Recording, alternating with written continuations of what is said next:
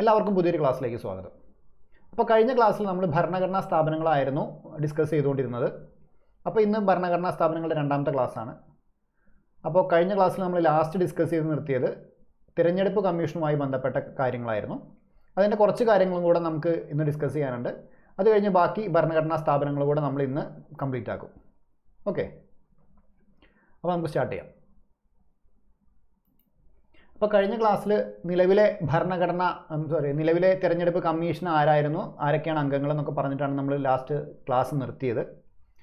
അപ്പോൾ കുറച്ച് കാര്യങ്ങൾ കൂടെ ഈ തിരഞ്ഞെടുപ്പ് കമ്മീഷനുമായി ബന്ധപ്പെട്ട് നിങ്ങൾ കുറച്ച് ഫാക്ട്സ് കൂടെ അറിയാനുണ്ട്. അപ്പോൾ നമ്മൾ ചീഫ് ഇലക്ടറൽ ഓഫീസറെ കുറിച്ച് പറഞ്ഞിട്ടുണ്ടായിരുന്നു. അപ്പോൾ നിലവിലെ കേരളത്തിലെ ചീഫ് ഇലക്ടറൽ ഓഫീസർ എന്ന് പറയുന്നത് സഞ്ജയ് കൗൾ IAS ആണെന്ന് ആലോചിച്ച് വയ്ക്കുക. കറണ്ട് അഫയർ ആയിട്ട് ചോദിക്കാവുന്നതാണ്.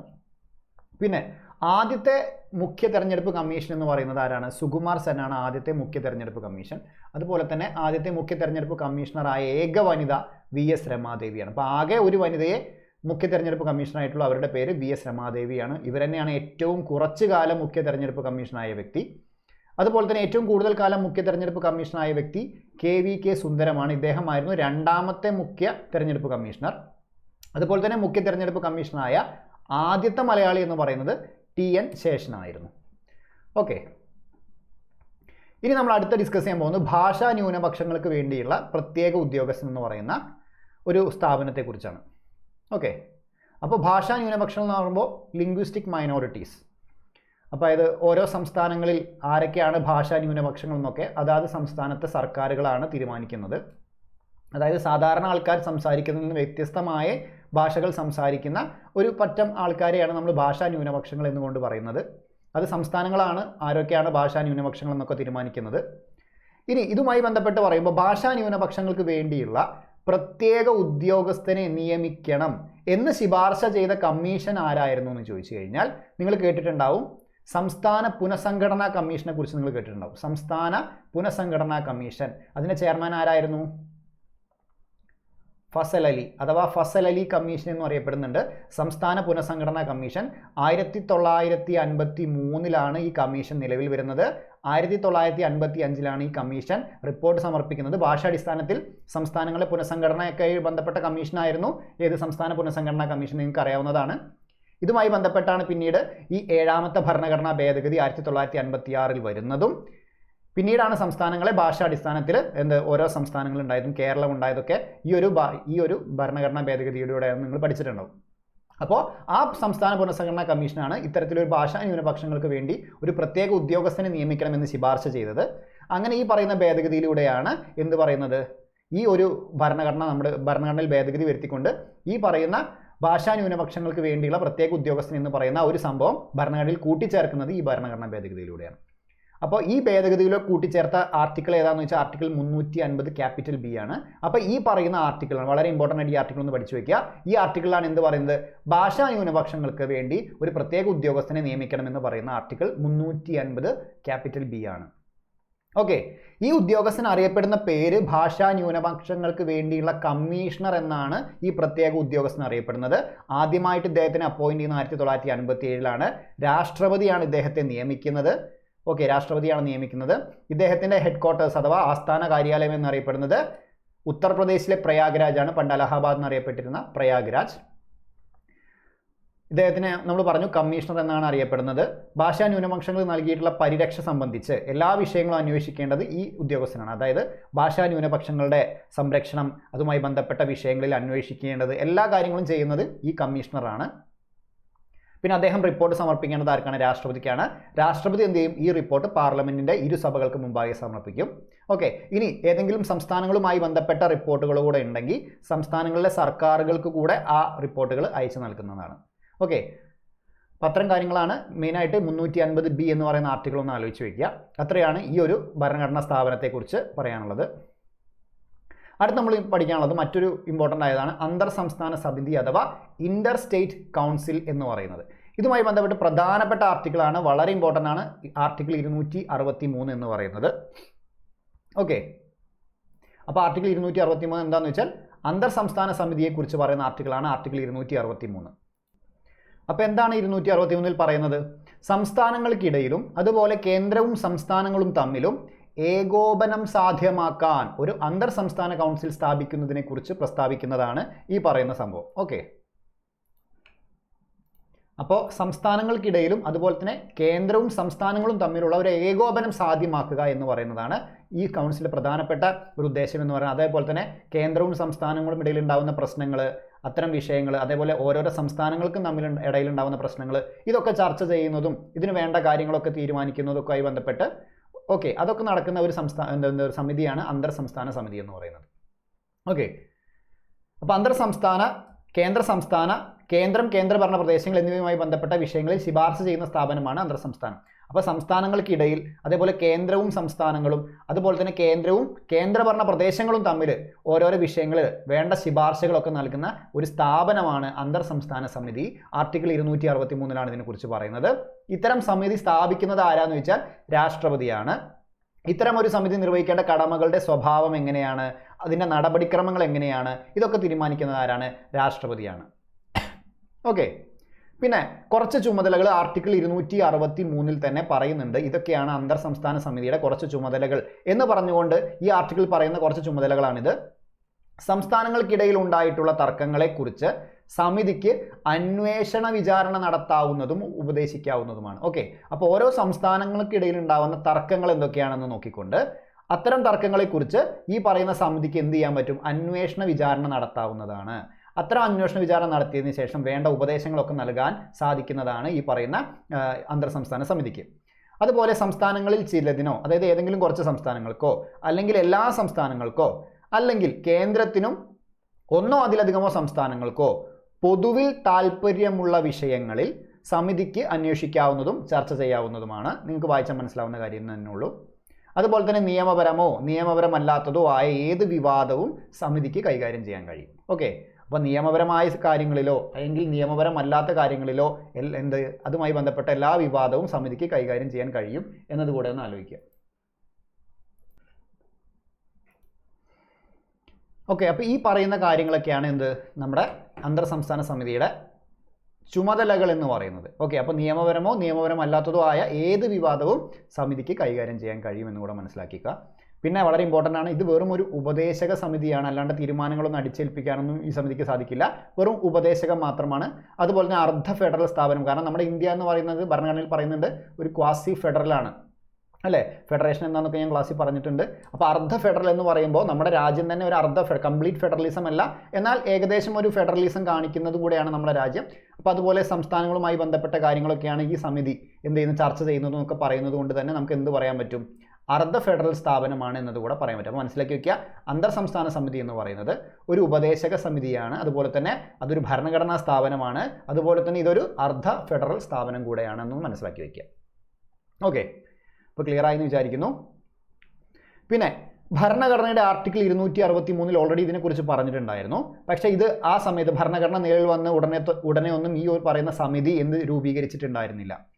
സോ ആർട്ടിക്കിൾ 263 പ്രകാരം ഒരു സ്ഥിരം അന്തർ സംസ്ഥാന കൗൺസിൽ സ്ഥാപിക്കണമെന്ന് ശക്തമായ വാദം ഉന്നയിച്ച കമ്മീഷൻ ഏതാണെന്ന് നിങ്ങളൊന്ന് അറിഞ്ഞു വെക്കണം. ഓക്കെ, അപ്പോൾ ആർട്ടിക്കിൾ 263 പ്രകാരം ഒരു സ്ഥിരം അന്തർ സംസ്ഥാന കൗൺസിൽ സ്ഥാപിക്കണമെന്ന് ശക്തമായ വാദം ഉന്നയിച്ച കമ്മീഷനായിരുന്നു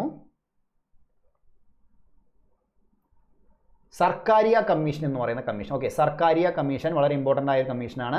ഇത് നിലവിൽ വരുന്നത് 1983 ഈ കമ്മീഷൻ നിലവിൽ വരുന്നത്. ഓക്കെ, ഇത് റിപ്പോർട്ട് സമർപ്പിക്കുന്നത് 1988 റിപ്പോർട്ട് സമർപ്പിക്കുന്നത്. 3 അംഗ സമിതിയായിരുന്നു, 3 അംഗങ്ങളായിരുന്നു ഇതിലുണ്ടായിരുന്നത്. അതിൻ്റെ ചെയർമാൻ ആയിരുന്നു സർക്കാരിയ എന്ന് പറയുന്ന വ്യക്തി. ഓക്കെ, അപ്പോൾ ഇത് എന്തുമായി ബന്ധപ്പെട്ടതാണെന്ന് ചോദിച്ചു കഴിഞ്ഞാൽ സെൻട്രൽ സ്റ്റേറ്റ് റിലേഷൻസ് അഥവാ കേന്ദ്ര സംസ്ഥാന ബന്ധങ്ങളെക്കുറിച്ച് പഠിക്കാൻ വേണ്ടി നിയോഗിക്കപ്പെട്ട കമ്മീഷനായിരുന്നു സർക്കാരിയ കമ്മീഷൻ. അപ്പോൾ കേന്ദ്ര സംസ്ഥാന ബന്ധങ്ങളായിരുന്നു ഇതിൻ്റെ വിഷയം എന്ന് പറയുന്നത്. അപ്പോൾ കേന്ദ്ര സംസ്ഥാന ബന്ധങ്ങൾ, അപ്പോൾ കേന്ദ്ര സംസ്ഥാന ബന്ധങ്ങളെക്കുറിച്ച് പഠിക്കാനുള്ള കമ്മീഷനായിരുന്നു സർക്കാരിയ കമ്മീഷൻ. ഈ സർക്കാരിയ കമ്മീഷനാണ് ഇത് പ്രകാരം ഒരു സ്ഥിര അന്തർ സംസ്ഥാന കൗൺസിൽ സ്ഥാപിക്കണമെന്ന് ശക്തമായ വാദം ഉന്നയിച്ച കമ്മീഷൻ. ഓക്കെ, ഈ പറയുന്ന കമ്മീഷൻ്റെ റെക്കമെൻഡേഷൻ നടപ്പിലാക്കിയത് ആരാന്ന് വെച്ച് കഴിഞ്ഞാൽ വി പി സിംഗ് പ്രധാനമന്ത്രി ആയിരുന്ന സമയത്തായിരുന്നു. ഇദ്ദേഹത്തിൻ്റെ ഗവൺമെൻറ് ഏതായിരുന്നു? ജനതാദൾ ഗവൺമെൻറ് ആണ്. അപ്പോൾ വി പി സിംഗിൻ്റെ നേതൃത്വത്തിലുള്ള ജനതാദൾ ഗവൺമെൻറ്റാണ് ഈ പറയുന്ന 28 മെയ് 1990 ഈ പറയുന്ന അന്തർ സംസ്ഥാന കൗൺസിൽ രൂപീകരിച്ചത്. ഓക്കെ, അപ്പോൾ ഈ ഡേറ്റ് ഒന്ന് ആലോചിച്ച് വെക്കാൻ. 1990 ആദ്യമായിട്ട് ഇത് രൂപീകരിച്ചെന്ന് ആലോചിച്ചാൽ മതി. ഇനി ഇതിലെ അംഗങ്ങൾ ആരൊക്കെയാണെന്ന് നമുക്ക് നോക്കാം. ഇതിൻ്റെ ചെയർമാൻ പ്രധാനമന്ത്രിയാണ്. അപ്പോൾ വളരെ ഇമ്പോർട്ടൻ്റ് ആയിട്ട് അതൊന്നും ആലോചിച്ച് വയ്ക്കുക. അന്തർ സംസ്ഥാന സമിതിയുടെ ചെയർമാൻ ആരാന്ന് ചോദിച്ചാൽ പ്രധാനമന്ത്രിയാണ്. ഇതിലെ മറ്റ് അംഗങ്ങൾ ആരൊക്കെയാണ്? എല്ലാ സംസ്ഥാനത്തെയും മുഖ്യമന്ത്രിമാർ ഇതിലെ അംഗങ്ങളാണ്.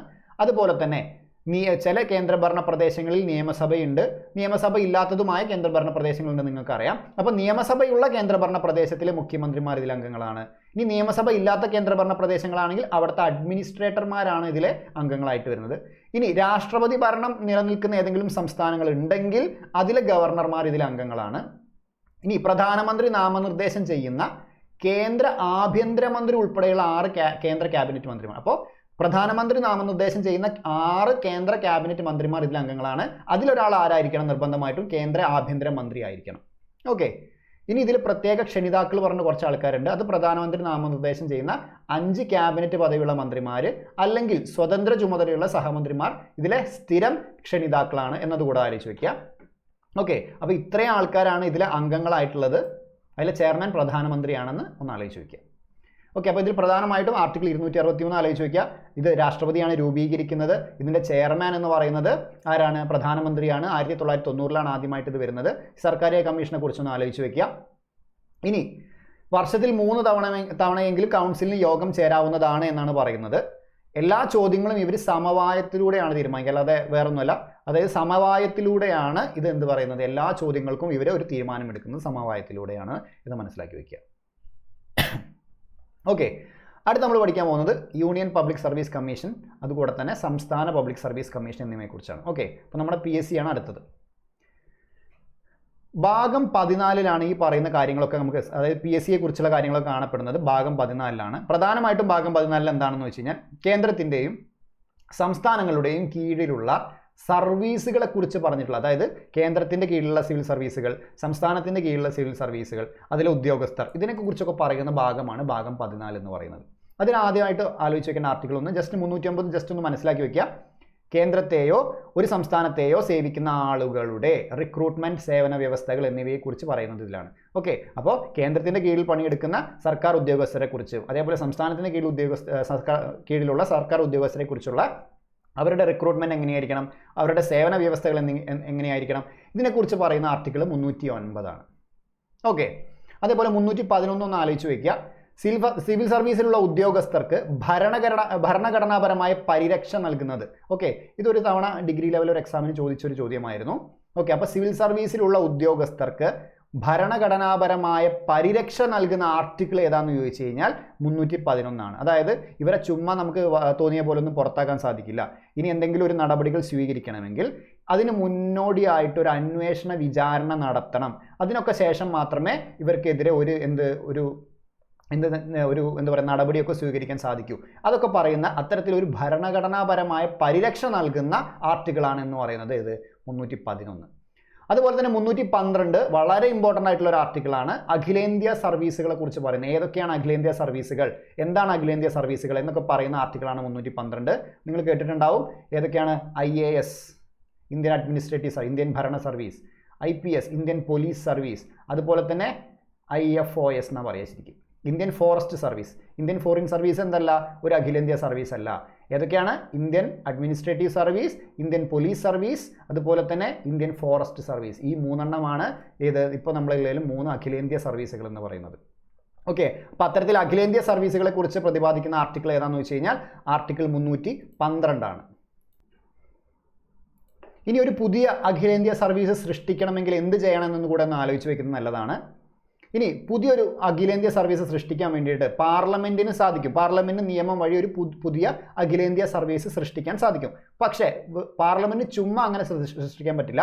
അതിന് എന്ത് വേണമെന്ന് വെച്ച് കഴിഞ്ഞാൽ, ഇപ്പോൾ നമ്മുടെ ദേശീയ താല്പര്യങ്ങൾക്ക് വേണ്ടി, അതായത് അതാണ് പ്രധാനപ്പെട്ട കാരണം പറയുന്നത്, ദേശീയ താല്പര്യങ്ങൾക്ക് വേണ്ടി ഒരു പുതിയ അഖിലേന്ത്യാ സർവീസ് സൃഷ്ടിക്കാൻ സാധിക്കും. എങ്ങനെയാണെങ്കിൽ എന്ന് വെച്ച് കഴിഞ്ഞാൽ രാജ്യസഭ അതിനു വേണ്ടി പ്രത്യേക ഭൂരിപക്ഷത്തിൽ ഒരു പ്രമേയം പാസ്സാക്കുകയാണെങ്കിൽ, ഓക്കെ, അപ്പോൾ രാജ്യസഭ ഒരു പ്രത്യേക ഭൂരിപക്ഷത്തിൽ ഇതിനു വേണ്ടി അത് ദേശീയ താല്പര്യങ്ങൾക്ക് വേണ്ടി ഒരു അഖിലേന്ത്യാ സർവീസ് സൃഷ്ടിക്കാൻ വേണ്ടി രാജ്യസഭ പ്രത്യേക ഭൂരിപക്ഷത്തിൽ ഒരു പ്രമേയം പാസ്സാക്കുകയാണെങ്കിൽ പാർലമെന്റിന് എന്ത് ചെയ്യാൻ പറ്റും? നിയമം വഴി ഒരു ആ പറയുന്ന അഖിലേന്ത്യാ സർവീസ് സൃഷ്ടിക്കാൻ പാർലമെന്റിന് സാധിക്കും. അതിന് ആര് പ്രമേയം പാസ്സാക്കണം? രാജ്യസഭ പ്രമേയം പാസ്സാക്കണം. പ്രത്യേക ഭൂരിപക്ഷത്തിലാണ്. പ്രത്യേക ഭൂരിപക്ഷം എന്ന് പറയുമ്പോൾ ഒരുപാട് പ്രത്യേക ഭൂരിപക്ഷം നമ്മൾ ഭരണഘടനയിൽ പറയുന്നുണ്ട്. അത് ഒരു പ്രത്യേക ഭൂരിപക്ഷമാണ്. കൂടുതൽ ഡീറ്റെയിൽസിലൊന്നും പോകണ്ട, അത് മാത്രം ഒന്നും മനസ്സിലാക്കി വയ്ക്കുക. അപ്പോൾ രാജ്യസഭ ഒരു പ്രമേയം പാസ്സാക്കിയാൽ മാത്രമേ പാർലമെന്റിന് ഈ പറയുന്ന ആർട്ടിക്കിൾ പ്രകാരം ഒരു അഖിലേന്ത്യാ സർവീസ് സൃഷ്ടിക്കാൻ സാധിക്കൂ എന്ന് മാത്രം ഒന്ന് മനസ്സിലാക്കി വെച്ചാൽ മതി. ഓക്കെ. അതുപോലെ തന്നെ ആർട്ടിക്കിൾ 315 ഭാഗം ഈ പറയുന്ന ഭാഗത്തിലെ ആർട്ടിക്കിൾ 315 മുതൽ 323 വരെയാണ് പബ്ലിക് സർവീസ് കമ്മീഷനുകളെ കുറിച്ച് പറയുന്നത്. ഓക്കെ. അതിൽ വളരെ ഇമ്പോർട്ടൻ്റ് ആയി നമുക്ക് മനസ്സിലാക്കി വെക്കേണ്ടത് ആർട്ടിക്കിൾ 315 ആണ്. എന്താ അവിടെ പറയുന്നത്? കേന്ദ്രത്തിന് ഒരു പബ്ലിക് സർവീസ് കമ്മീഷൻ വേണം, അതുപോലെ തന്നെ ഓരോ സംസ്ഥാനത്തിനും ഓരോ പബ്ലിക് സർവീസ് കമ്മീഷൻ വേണം എന്ന് പറയുന്ന ആർട്ടിക്കിളാണ് 315. അപ്പോൾ ചുരുക്കി പറയുകയാണെങ്കിൽ കേന്ദ്രത്തിൻ്റെ ഏതാണ് നിങ്ങൾക്കറിയാം? യൂണിയൻ പബ്ലിക് സർവീസ് കമ്മീഷൻ അഥവാ UPSC ആണ്. സംസ്ഥാനത്തിൻ്റെ സ്റ്റേറ്റ് പബ്ലിക് സർവീസ് കമ്മീഷൻ എന്ന് പറയുന്നതാണ്. അപ്പോൾ കേരളത്തിനാണെങ്കിൽ കേരളത്തിന് സ്വന്തമായിട്ടുള്ള പബ്ലിക് സർവീസ് കമ്മീഷൻ PSC ഉണ്ടെന്ന് നിങ്ങൾക്കറിയാം. അപ്പോൾ ചുരുക്കി പറഞ്ഞാൽ സംസ്ഥാനത്തിൻ്റെ PSCയെ കുറിച്ചും കേന്ദ്രത്തിൻ്റെ PSCയെ കുറിച്ചും പറയുന്ന ആർട്ടിക്കിൾ ഒറ്റ ആർട്ടിക്കിൾ തന്നെയാണ് 315 തന്നെയാണെന്ന് മനസ്സിലാക്കി വെക്കുക. ഓക്കെ. ഇനി വളരെ നിങ്ങൾക്ക് പെട്ടെന്ന് ഇത് പഠിക്കാൻ വേണ്ടി ഞാനൊരു ടേബിളായിട്ട് കാര്യങ്ങൾ കൊടുത്തിട്ടുണ്ട്. അപ്പോൾ ഈ ടേബിൾ നോക്കുമ്പോൾ വളരെ പെട്ടെന്ന് നിങ്ങൾക്ക് കാര്യങ്ങൾ പഠിക്കാൻ പറ്റും. ഓക്കെ. അപ്പോൾ യൂണിയൻ പബ്ലിക് സർവീസ് കമ്മീഷനെ കുറിച്ചുള്ള കാര്യങ്ങളാണ് ഇവിടെ പറയുന്നത്. സംസ്ഥാന പബ്ലിക് സർവീസ് കമ്മീഷനെ കുറിച്ചുള്ള കാര്യങ്ങളാണ് ഇവിടെ പറയുന്നത്. ഓക്കെ. ആർട്ടിക്കിൾ ഞാൻ പറഞ്ഞു, രണ്ടും സെയിം ആണ്, 315 തന്നെയാണ്. ഇനി നിയമിക്കുന്നത് ആരാണ്? രാഷ്ട്രപതിയാണ്. യൂണിയൻ പബ്ലിക് സർവീസ് കമ്മീഷനിലെ അംഗങ്ങളെയും ചെയർമാനെയും നിയമിക്കുന്നത് രാഷ്ട്രപതിയാണ്. ഇവിടെയാണെങ്കിലോ അത് സംസ്ഥാന ഗവർണറാണ് നിയമിക്കുന്നത്. ഇനി ഇവിടെയാണെങ്കിൽ ഒരു ചെയർമാൻ ആണുള്ളത്, അതുപോലെ തന്നെ മറ്റംഗങ്ങളും അടങ്ങുന്നു. അംഗബലം എത്രയാണെന്ന് ഭരണഘടന വ്യക്തമാക്കുന്നില്ല. ഓക്കെ. ഇത്ര ആൾ വേണമെന്ന് ഭരണഘടന പറയുന്നില്ല. പകരം എന്താ പറയുന്നത്? എത്ര ആളെ വേണം നിയമിക്കേണ്ടത് എന്ന കാര്യം നിർണ്ണയിക്കേണ്ട അധികാരം ആർക്കാണ് കൊടുത്തിരിക്കുന്നത്? രാഷ്ട്രപതിക്കാണ് നൽകുന്നത്. ഓക്കെ. അപ്പോൾ അംഗബലം ഭരണഘടന വ്യക്തമാക്കാതെ അത് നിർണ്ണയിക്കേണ്ട അധികാരം രാഷ്ട്രപതിക്ക് നൽകുകയാണ് ഭരണഘടന ചെയ്തിട്ടുള്ളത്. ഇനി സംസ്ഥാനത്തിൻ്റെ കാര്യം എടുക്കുകയാണെങ്കിൽ, സംസ്ഥാന PSCയുടെ കാര്യം എടുക്കുകയാണെങ്കിൽ ഒരു ചെയർമാനും മറ്റംഗങ്ങളും അടങ്ങുന്നു. സെയിം അതുപോലെ തന്നെയാണ്. അംഗബലം ഇവിടെ അങ്ങനെ തന്നെയാണ്. ഭരണഘടന വ്യക്തമാക്കാതെ അത് നിർണ്ണയിക്കേണ്ട അധികാരം സംസ്ഥാന ഗവർണർക്കാണ് നൽകുന്നത്. ഓക്കെ. ഇനി അടുത്തത് എന്താ പറയുന്നത്? അംഗങ്ങളിൽ ഈ രണ്ട് കാര്യത്തിലും സെയിം തന്നെയാണ് പറയുന്നത് കേട്ടോ. അതായത് UPSCൻ്റെ കാര്യത്തിലും സംസ്ഥാന PSCയുടെ കാര്യത്തിലും പറയുന്ന രണ്ട് കാര്യങ്ങളും സെയിം ആണ്. വേറെ ഈ പറയുന്ന ഒരു യോഗ്യത മാത്രമേ പറയുന്നുള്ളൂ. അംഗങ്ങളുടെ കാര്യത്തിൽ വേറെ ഒരു യോഗ്യതകളും ഭരണഘടനയിൽ പറയുന്നില്ല. ഇവിടെ പറയുന്ന ആകെ ഒരു യോഗ്യത എന്ന് പറയുന്നത് അംഗങ്ങളിൽ പകുതിയും ഇന്ത്യ ഗവൺമെൻറ്റിൻ്റെ കീഴിലോ അല്ലെങ്കിൽ ഒരു സംസ്ഥാന ഗവൺമെൻറ്റിൻ്റെ കീഴിലോ കുറഞ്ഞത് 10 വർഷമെങ്കിലും പദവി വഹിച്ചവരായിരിക്കണം എന്നാണ് പറയുന്നത്. അപ്പോൾ അംഗങ്ങളിൽ പകുതി ആൾക്കാർ കേന്ദ്ര സർക്കാരിൻ്റെയോ അല്ലെങ്കിൽ സംസ്ഥാന സർക്കാരിൻ്റെയോ കീഴിൽ കുറഞ്ഞത് 10 വർഷമെങ്കിലും പദവി വഹിച്ചവരായിരിക്കണം എന്നെടുത്ത് പറയുന്നുണ്ട്. ഇവിടെയും സെയിം തന്നെയാണ്. ഈ പറയുന്ന അതേ കാര്യം തന്നെയാണ് ഇവിടെയും പറയുന്നത്. അതുപോലെ തന്നെ ചെയർമാൻ്റെയും മറ്റ് അംഗങ്ങളുടെയും സേവന വ്യവസ്ഥകൾ നിർണ്ണയിക്കുന്നത് ആരാണ്? രാഷ്ട്രപതിയാണ്. ഇവിടെ സംസ്ഥാന PSCയുടെ കാര്യത്തിൽ അത് നിർണ്ണയിക്കുന്നത് ഗവർണറാണ്. ഇനി കാലാവധിയിൽ ചെറിയൊരു വ്യത്യാസമുണ്ട്. രണ്ടും 6 വർഷം തന്നെയാണ്, പക്ഷേ വയസ്സിൽ വ്യത്യാസമുണ്ട്. ഇവിടെ 65 വയസ്സ് വരെ സാധിക്കൂ, പക്ഷേ ഇവിടെ 62 വയസ്സാണ്. അപ്പോൾ UPSCയുടെ കാര്യത്തിൽ 6 വർഷം അല്ലെങ്കിൽ 65 വയസ്സാണ്. സംസ്ഥാന PSCയുടെ കാര്യത്തിൽ 6 വർഷം അല്ലെങ്കിൽ 62 വയസ്സാണ്. ഇനി രാജിക്കത്ത് സമർപ്പിക്കുന്നത് രാഷ്ട്രപതിക്കാണ്. ഇവിടെ രാജിക്കത്ത് സമർപ്പിക്കുന്നത് ഗവർണർക്കാണ്. ഓക്കെ. അപ്പോൾ UPSCയിൽ രാജിക്കത്ത് രാഷ്ട്രപതിക്ക്, ഇവിടെ ഗവർണർക്കാണ്. അത് വ്യത്യാസമൊന്നുമില്ല. ഇവിടെ അപ്പോയിൻറ്റ് ചെയ്യുന്ന രാഷ്ട്രപതി ആയതുകൊണ്ട് തന്നെ ഇവിടെ എല്ലാം രാഷ്ട്രപതിയാണ്. ഇവിടെ ഗവർണറാണ് അപ്പോയിൻറ്റ്, അതുകൊണ്ട് തന്നെ ഗവർണറാണ്. ആകെ വ്യത്യാസം വരുന്നത് ഇവിടെയാണ്. ഓക്കെ. പുറത്താക്കുന്ന കാര്യത്തിൽ മാത്രം സംസ്ഥാന PSCയിലെ അംഗങ്ങളെ രാഷ്ട്രപതിയാണ് പുറത്താക്കുന്നത്. ബാക്കി എല്ലാ കാര്യങ്ങളും ഗവർണറാണ്. ഓക്കെ. അപ്പോൾ ഇവിടെ ഒരു ചോദ്യം വരികയാണ്, സസ്പെൻഷൻ ആരാണ് UPSCയിലെ അംഗങ്ങളെ സസ്പെൻഡ് ചെയ്യുന്നത്? രാഷ്ട്രപതിയാണ്. സംസ്ഥാന PSCയിലെ അംഗങ്ങളെ ആരാണ് സസ്പെൻഡ് ചെയ്യുന്നത് വെച്ചാൽ അത് ഗവർണറാണ്. പക്ഷെ പുറത്താക്കുന്ന കാര്യത്തിൽ മാത്രമാണ് വ്യത്യാസം വരുന്നത്. ആരാണ്? സംസ്ഥാന PSCയിലെ ചെയർമാനെയും അംഗങ്ങളെയും പുറത്താക്കുന്ന വ്യക്തി രാഷ്ട്രപതിയാണ്. ഓക്കെ. ഇവിടെ രാഷ്ട്രപതി തന്നെയാണ്. ഇവിടെ മാത്രം ഒരു മാറ്റം വരുന്നുണ്ട്. ഓക്കെ. ക്ലിയർ ആയെന്ന് വിചാരിക്കുന്നു. ഇനി UPSC എന്ന് പറയുന്നത് എന്താണ്? ഇന്ത്യയിലെ കേന്ദ്ര റിക്രൂട്ടിംഗ് ഏജൻസിയാണ്. മെറിറ്റ് സംവിധാനത്തിൻ്റെ കാവൽക്കാരൻ എന്നറിയപ്പെടുന്നതൊക്കെ UPSC ആണ്.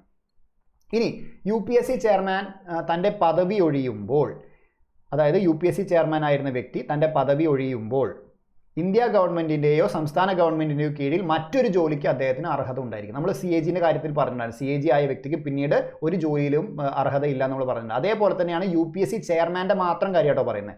UPSC ചെയർമാൻ്റെ കാര്യം എന്താണെന്ന് വെച്ച് കഴിഞ്ഞാൽ പദവി ഒഴിഞ്ഞു കഴിഞ്ഞാൽ പിന്നെ ഇന്ത്യ ഗവൺമെൻറ്റിൻ്റെയോ സംസ്ഥാന ഗവൺമെൻറ്റിൻ്റെയോ കീഴിൽ വേറൊരു ജോലിക്ക് അർഹത ഉണ്ടായിരിക്കുന്നതല്ല എന്ന് മനസ്സിലാക്കി വയ്ക്കുക. അതുപോലെ തന്നെ ഈ ഒരു കാര്യം കൂടെ ഒന്ന് നോട്ട് ചെയ്ത് വയ്ക്കുക. UPSC ചെയർമാനോ അല്ലെങ്കിൽ UPSCയിലെ അംഗത്തിനോ അതുമല്ലെങ്കിൽ സംസ്ഥാന PSC ചെയർമാനോ അംഗത്തിനോ അതേ സ്ഥാനത്തേക്ക് രണ്ടാം തവണ നിയമിക്കപ്പെടാൻ അർഹതയില്ല. അതായത് ചുരുക്കി പറഞ്ഞാൽ കേരള PSCയിലെ ഒരു അംഗത്തിന് വീണ്ടും കേരള PSCയിലെ അംഗമാവാൻ അർഹതയില്ല. പക്ഷേ അയാൾക്ക് വേറെ പോസ്റ്റിന് അർഹതയുണ്ട് എന്നാണ് അവിടെ പറയുന്നത്. UPSC ചെയർമാന് പിന്നെ യാതൊരു പോസ്റ്റിനും അർഹതയില്ല. ബാക്കി പറയുന്ന ആൾക്കാർക്കൊക്കെ അർഹതയുണ്ട്. പക്ഷേ ഇരുന്ന അതേ കസേരയിൽ പിന്നീട് ഇരിക്കാൻ അവർക്ക് അധികാരമില്ല. അതിലെ എക്സെപ്ഷൻസ് ആണ് ഇവിടെ പറയുന്നത് കേട്ടോ. അത് ഈ പറഞ്ഞതിൻ്റെ കറക്റ്റ് മീനിങ് ആണ് ഇനി പറയാൻ പോകുന്നത്. സംസ്ഥാന PSC ചെയർമാൻ, ഇപ്പോൾ കേരള PSC ചെയർമാൻ്റെ കാര്യം എടുക്കുക, അദ്ദേഹത്തിന് പിന്നീട് എന്ത് ചെയ്യാൻ പറ്റില്ല? കേരള PSCന് ചെയർമാൻ ആവാൻ സാധിക്കില്ല. ഓക്കെ, പിന്നീട് എന്തായാലും ചെയർമാനായ ഒരു വ്യക്തിക്ക് പിന്നീട് കേരള PSCയിൽ ഒരിക്കലും എന്ത് ചെയ്യാൻ പറ്റില്ല? അംഗമാവാൻ പറ്റില്ല. മുകളിലേക്കുള്ള കാര്യങ്ങൾ മാത്രമേ ആവാൻ പറ്റുള്ളൂ, താഴത്തേക്ക് വീണ്ടും ആക്കാൻ പറ്റില്ല. അപ്പോൾ PSC ചെയർമാൻ ഒരു വ്യക്തിക്ക് താഴെ വന്നിട്ട് വീണ്ടും കേരള PSCയിൽ ഒരു അംഗമാവാൻ സാധിക്കില്ല. പക്ഷേ കേരള PSC ചെയർമാൻ ആയിരുന്ന വ്യക്തിക്ക് എന്താവാൻ പറ്റും? UPSC ചെയർമാൻ ആവാൻ പറ്റും, അല്ലെങ്കിൽ UPSCയിൽ അംഗമാവാൻ പറ്റും. കാരണം സംസ്ഥാന PSCയിലേക്കാൾ വലിയതാണ് UPSCയിലെ അംഗം എന്ന് പറയുന്നത്, UPSCയിലെ ചെയർമാൻ എന്ന് പറയുന്നത്. അപ്പോൾ അതൊക്കെ ആവാൻ പറ്റും, അല്ലാതെ എന്താവാൻ പറ്റില്ല? അതേ സംസ്ഥാനത്തിലെ PSC ചെയർമാൻ ആവാൻ സാധിക്കില്ല. അതായത് കേരളത്തിലെ PSC ചെയർമാന് പിന്നീട് കേരളത്തിലെ PSC ചെയർമാൻ ആവാൻ സാധിക്കില്ല. പക്ഷെ എന്ത് പറ്റും? മറ്റേതെങ്കിലും സംസ്ഥാന PSC ചെയർമാൻ ആവാൻ പറ്റും. ഓക്കെ, അപ്പോൾ ചുരുക്കി പറഞ്ഞാൽ എത്ര ഉള്ളൂ? കേരള PSC ചെയർമാനായ ഒരു വ്യക്തിക്ക് മറ്റേതെങ്കിലും സംസ്ഥാനത്തിലെ PSC ചെയർമാൻ ആകാൻ സാധിക്കും, അതല്ലെങ്കിൽ UPSCയിലെ അംഗമാവാൻ സാധിക്കും, അല്ലെങ്കിൽ UPSCയിലെ ചെയർമാൻ ആവാൻ സാധിക്കും.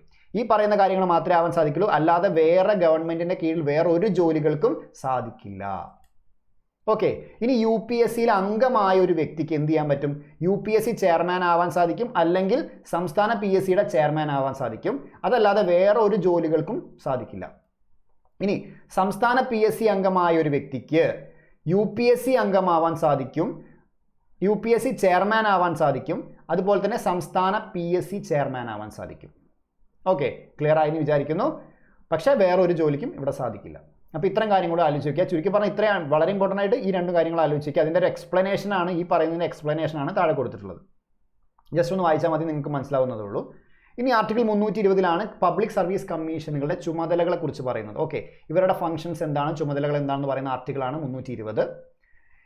എന്തൊക്കെയാണ് UPSCയുടെ ചുമതലകൾ? അഖിലേന്ത്യാ സർവീസുകൾ, കേന്ദ്ര സർവീസുകൾ, കേന്ദ്രഭരണ പ്രദേശങ്ങളിലെ പൊതു സർവീസുകൾ എന്നിവയിലേക്കുള്ള നിയമനങ്ങൾക്കായി പരീക്ഷകൾ നടത്തുന്നു. അതുപോലെ ഇൻ്റർവ്യൂസ് ഒക്കെ നടത്തുന്നു. സംസ്ഥാന PSC ആണെങ്കിൽ സംസ്ഥാന സർവീസിലേക്കുള്ള നിയമനങ്ങൾക്കായി പരീക്ഷകൾ നടത്തുന്നു, ഇൻ്റർവ്യൂ നടത്തുന്നു, അതിൻ്റെ റിക്രൂട്ട്മെൻറ്റ് നടത്തുന്നു, കാര്യങ്ങളൊക്കെ ചെയ്യുന്നു എന്നൊക്കെ ഉള്ളതാണ്. ഇനി UPSCയുടെ കാര്യമാണ്.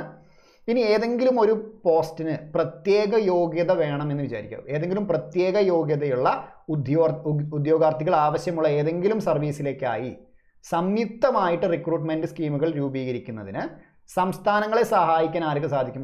UPSCയെ സാധിക്കും, UPSCക്ക്. ഓക്കെ, അങ്ങനെ വേണ്ടിയിട്ട് ആ പറയുന്ന സംയുക്ത റിക്രൂട്ട്മെൻറ്റ് നടത്താൻ വേണ്ടിയിട്ട് ആ പറയുന്ന ഒന്നോ അല്ലെങ്കിൽ രണ്ടോ അതിലധികമോ സംസ്ഥാനങ്ങൾ ഒരുമിച്ച് UPSCയോട് അഭ്യർത്ഥിക്കുകയാണെങ്കിൽ ഇത്തരത്തിൽ പ്രത്യേക യോഗ്യതയുള്ള ഉദ്യോഗാർത്ഥികൾ ആവശ്യമുള്ള ഏതെങ്കിലും സർവീസിലേക്കായി സംയുക്ത റിക്രൂട്ട്മെൻറ്റ് നടത്താൻ ആർക്ക് സാധിക്കും? UPSCക്ക് സാധിക്കും.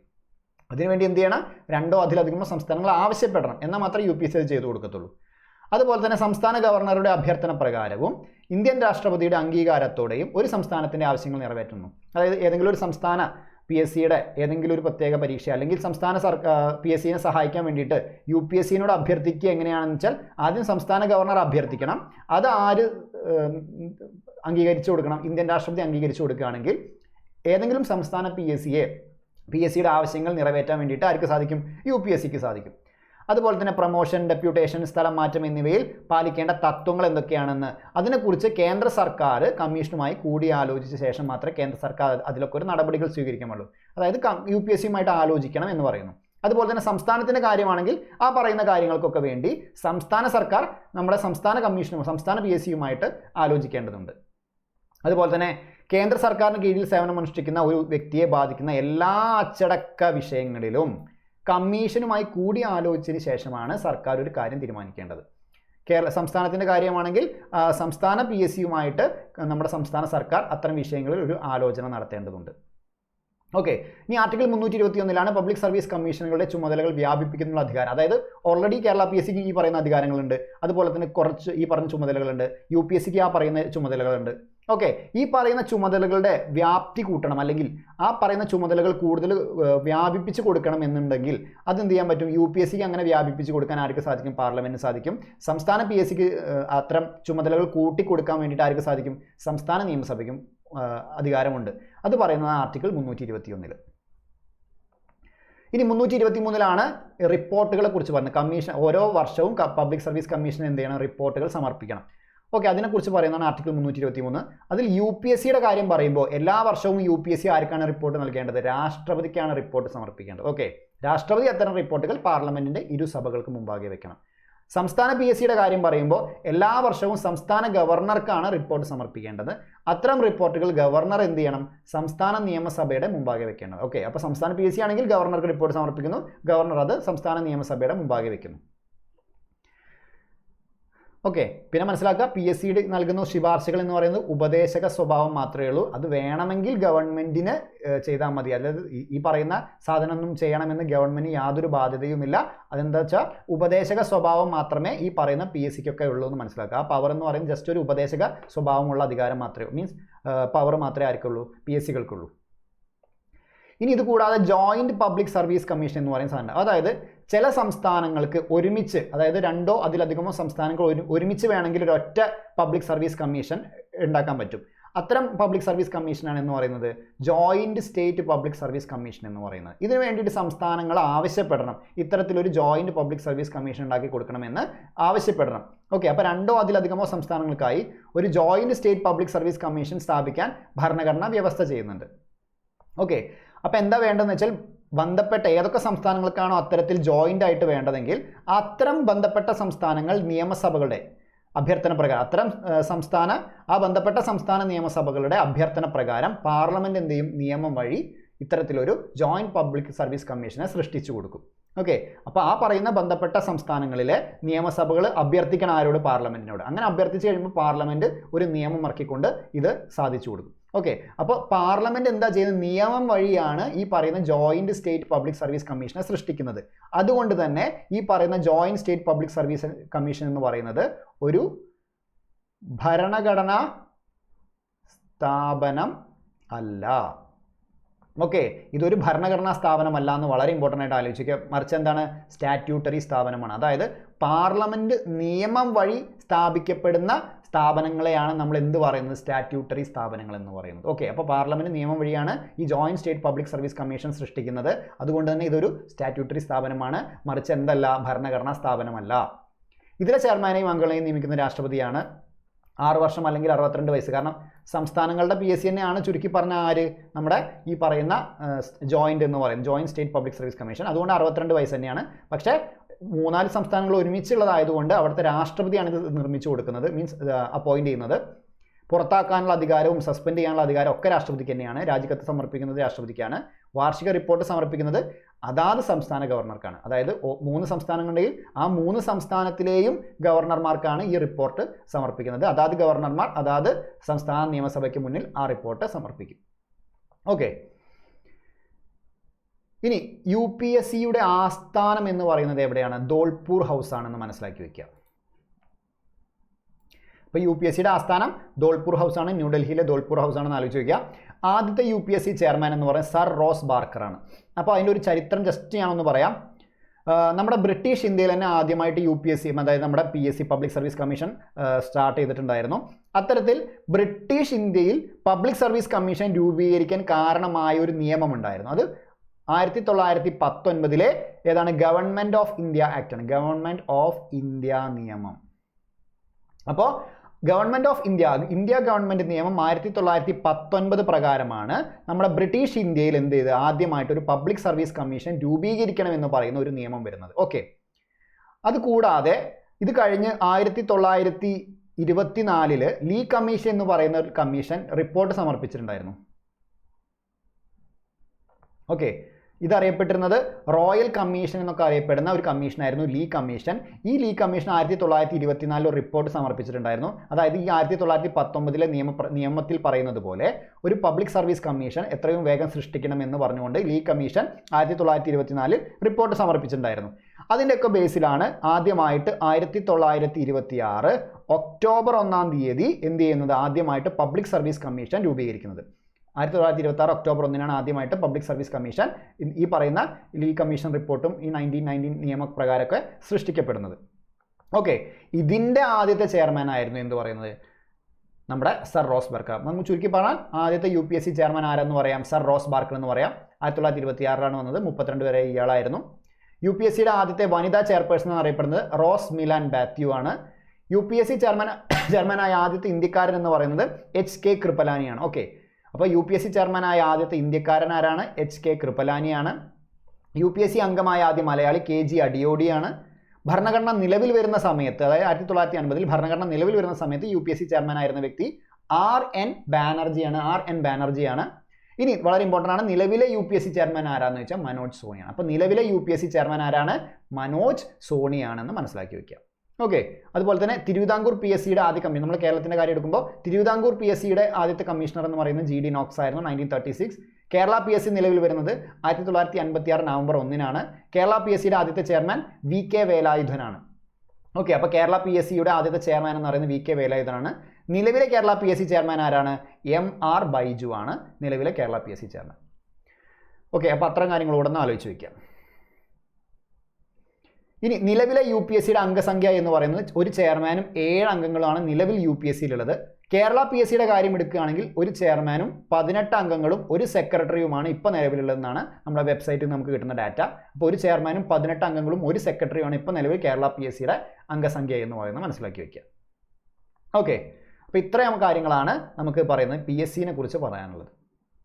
ഇനി അടുത്ത് നമ്മൾ പറയാൻ പോകുന്നത് ദേശീയ പട്ടികജാതി പട്ടികവർഗ പിന്നാക്ക വിഭാഗ കമ്മീഷൻ. അത് 3 കമ്മീഷൻ ഉണ്ട് ഇതിൽ. ദേശീയ പട്ടികജാതി കമ്മീഷൻ ഒരെണ്ണം, ദേശീയ പട്ടികവർഗ കമ്മീഷൻ രണ്ടാമത്തേത്, ദേശീയ പിന്നാക്ക വിഭാഗ കമ്മീഷൻ മൂന്നാമത്തേത്. ഓക്കെ, അത് നമ്മൾ ഒരുമിച്ചാണ് ഇനി പഠിക്കാൻ പോകുന്നത്. കാരണം ഇതിൽ ഒരുപാട് കാര്യങ്ങളും സിമിലർ ആണ്. അതായത് ഇതിൻ്റെ എത്ര അംഗങ്ങളുണ്ട്, ആരാണ് അപ്പോയിൻറ്റ് ചെയ്യുന്നത്, ഇതിൻ്റെ കാലാവധി എത്രയാണ്, ഇതിൻ്റെ ചുമതലകൾ എന്തൊക്കെയാണ്, പല കാര്യങ്ങളും ഇത് സെയിം ആയതുകൊണ്ട് നമ്മൾ ഈ 3 എണ്ണം ഒറ്റയ്ക്ക് അങ്ങ് പഠിക്കാൻ പോവുക. ഓക്കെ, അതിൽ കുറച്ച് കാര്യങ്ങൾ ആദ്യം ഒന്ന് മനസ്സിലാക്കി വയ്ക്കുക.